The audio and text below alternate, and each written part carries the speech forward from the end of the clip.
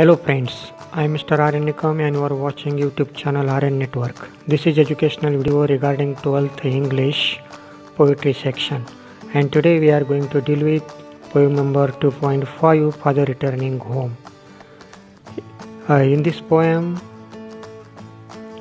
Father Returning Home, the poet Dilip Chitre very touchingly describes the evening routine of his father. His father represents ordinary man.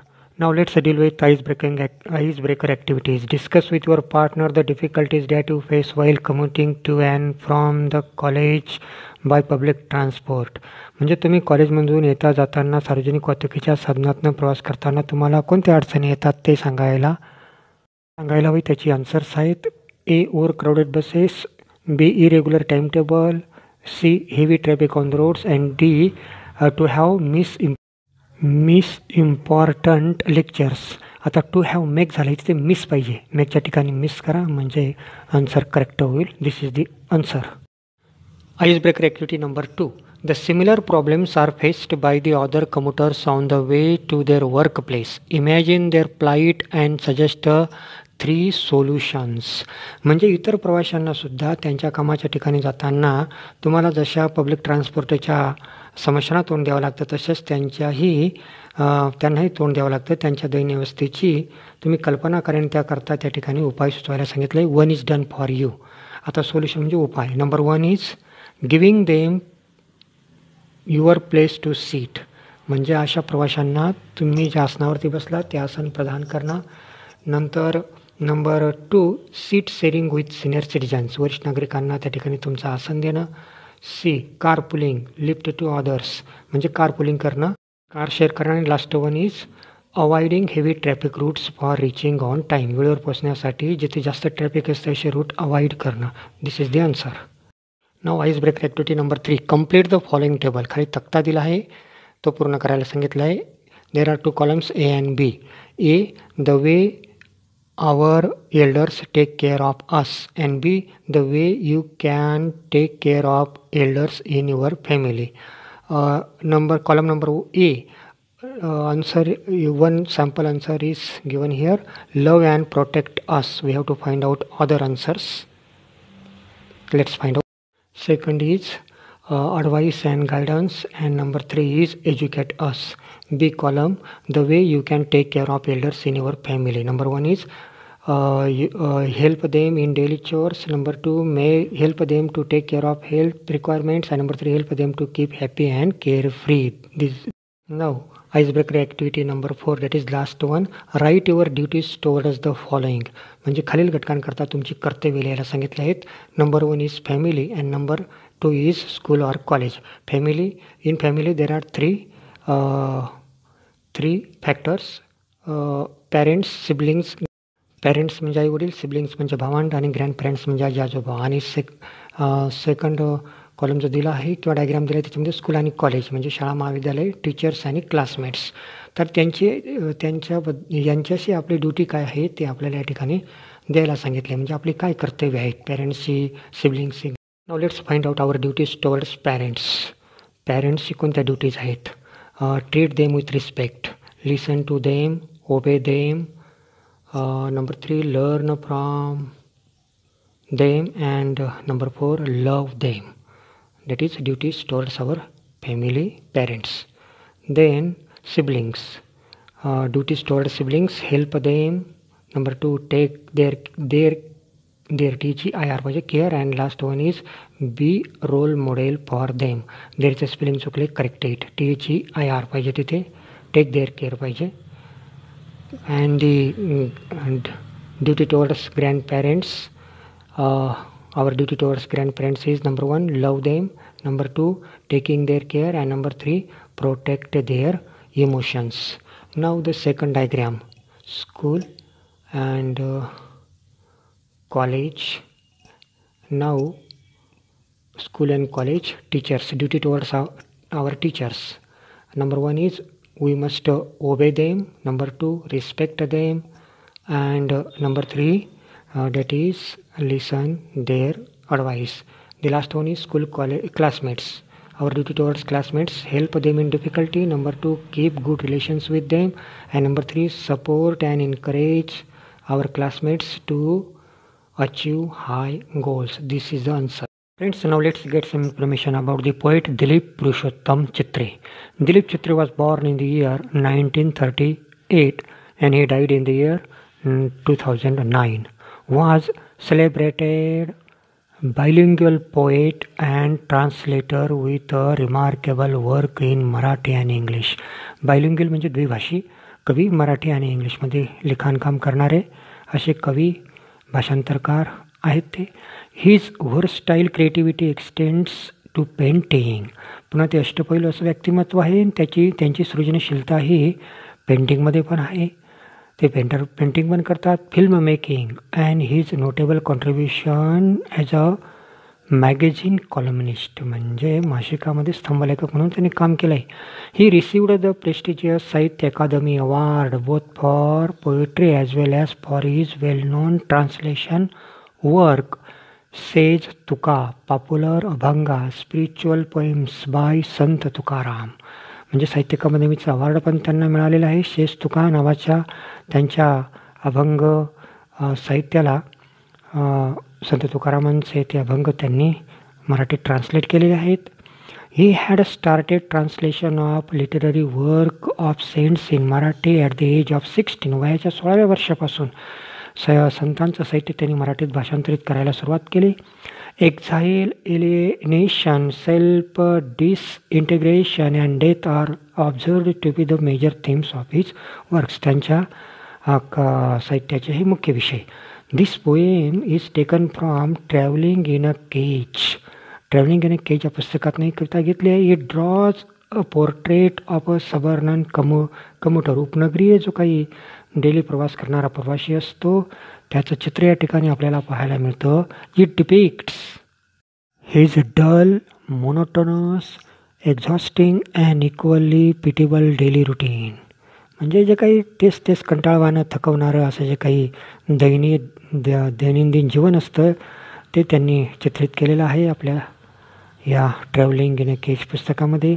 It describes a forced alienation at home. घरापासून कशी फारकत होते हे त्यांनी सांगितलं या ठिकाणी. Which is reflected through the stale food and lack of sharing. कुणीही बोलत नाही किंवा शिळं अन्न यातनं ते व्यक्त करतात.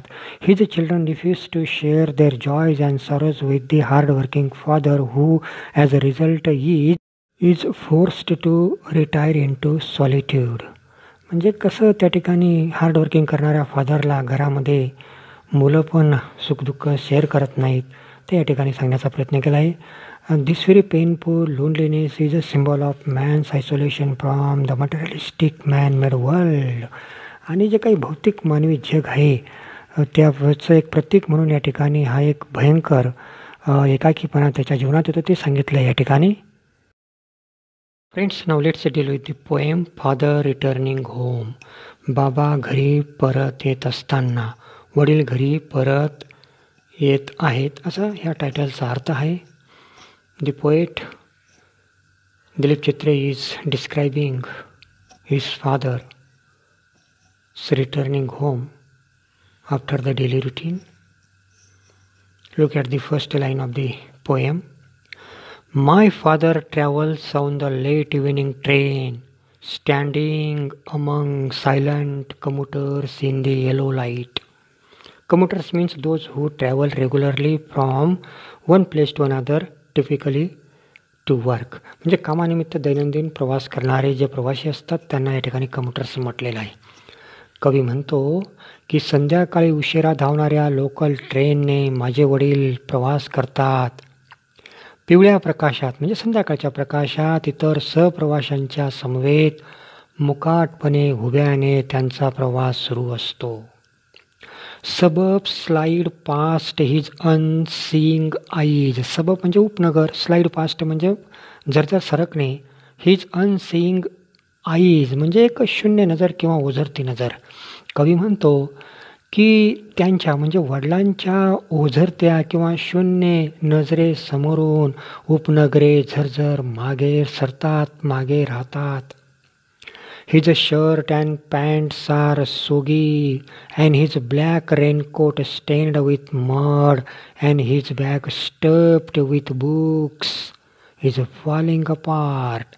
आणि कवी म्हणतो की वडिलांचे घामाने भिजलेले शर्ट पॅन्ट म्हणजे कपडे, चिखलाने माखलेला त्यांचा रेनकोट आणि कोंबलेल्या पुस्तकांमुळे फाटायला आलेली त्यांची जुनी बॅग असा त्यांचा दैनंदिन अवतारच दिसतो. His eyes dimmed by age fade homeward through the humid monsoon night.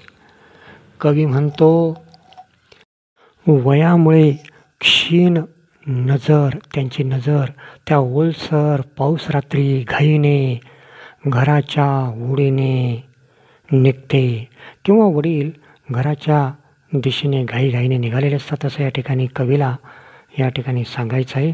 बघूया पुढे. Now I can see him getting off the train like a word dropped from a long sentence. कवी म्हणतो की आत्ता मी पाहू शकतो वडिलांना जसे एखाद्या लांबलचक किंवा मोठ्या वाक्यातून एखादा शब्द वगळला जावा किंवा ड्रॉप हवा तसे ते ट्रेनमधनं खाली उतरतात किंवा ड्रॉप डाऊन होतात. He hurries across the length of the grey platform, crosses the railway line, enters the lane. आणि कवी म्हणतात की आता ग्रे प्लॅटफॉर्म म्हणजे it is grey due to cement, म्हणजे रेल्वे प्लॅटफॉर्म हा सिमेंटमुळे काही ठिकाणी करड्या रंगाचा बनलेला असतो. की घाईने करड्या रंगाच्या रेल्वे फलटावरनं रेल्वे लाईन पार करून ते गल्लीत प्रवेशतात. His chappals are sticky with mud but he hurries onward. वडिलांच्या चपला चिखलाने भरलेल्या असतात परंतु ते तशीच वाट शोधत चालत राहतात. Home again I see him drinking weak tea. कवी म्हणतात की घरी आल्यावर मी पाहतो त्यांना वीक टी पिताना. ड्रिंकिंग वीक टी म्हणजे पानसट लागणारा असा चहा पिताना मी त्यांना त्या ठिकाणी पाहतो. म्हणजे फारसा तो चहा काही स्टँडर्ड नाही. इटिंग स्टेल चपाती, स्टेल म्हणजे शिळी.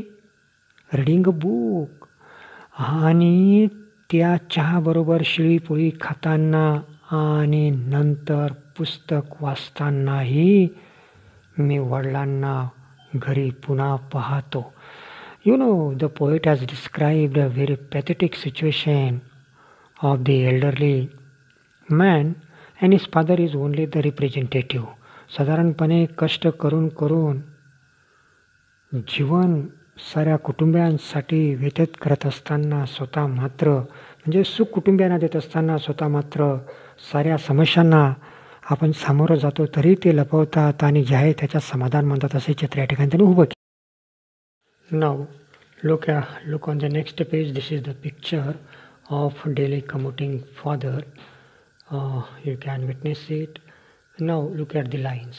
He goes into the toilet to contemplate. Contemplate means think deeply. चिंतन करणे, विचार करणे आपण त्याला म्हणतो. Man's estrangement from a man-made world. Estrangement means alienation. आपण त्याला एक फारकत म्हणतो किंवा दूर जाणे असं आपण त्या ठिकाणी म्हणू शकतो. आणि वडील मग लेखक बघतात की टॉयलेटमध्ये जाऊन ते चिंतन विचार करतात. या मानवनिर्मित जगात माणसाने माणसापासून फारकत घेतली आहे की काय असा कदाचित ते विचार करत असावेत.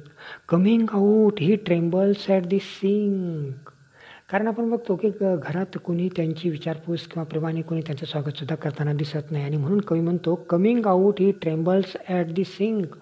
वय झालं असेल किंवा वय झाल्याने त्यांचे हात सिंकपाशी म्हणजे जे बेसिन असतं त्यापाशी थरथरताना दिसतात. The cold water running over his brown hands. आणि थंड पाणी त्यांच्या हातावरून घेतात. बघा a few droplets cling to the greying hair on his wrist. Wrist म्हणजे मनगट, ग्रेईंग हेअर म्हणजे हाताच्या मनगटाचे पांढरे केस जे असतात. आणि त्याच वेळी पाण्याचे काही थेंब त्यांच्या मनगटाच्या पिकलेल्या केसांना पांढऱ्या केसांना बिलगलेले दिसतात. किलिंग म्हणजे बिलगणे.